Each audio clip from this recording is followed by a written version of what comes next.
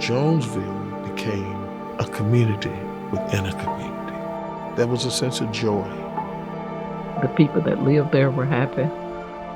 Just imagine that somebody came in and told you that, you're going to leave. You got to leave your property. We're going to tear it down. That didn't sound American to them, that you could just come in and take my property. I bought this. I paid for this. What's happened in Jonesville is a part of a national story. WKU was not the only university, by any means, that took advantage of urban renewal to expand its boundaries. And in most of those instances, the community impacted was a community of color. Urban renewal is supposed to be used to erase blighted areas. When something is determined to be blighted is always a tough question. In a very subjective way, some entity, state, local, federal, deemed that that land could be used for something else. I mean, we weren't rolling in money, but I knew enough to know that $1,200 for all of that land is all you're going to get from it.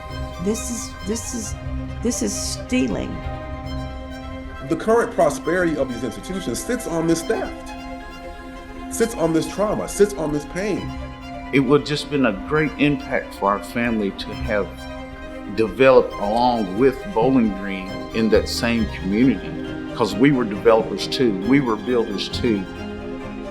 Others may look at it, talked about how dilapidated it became, but that's not what I gathered from the people who lived there. They were very proud of where they lived, who they were, and what they had. Because it may not seem like much to others, but it was theirs. It was what they worked and built. It was something that they could call their own. And to have it to be taken away from them like that, I think had a profound impact.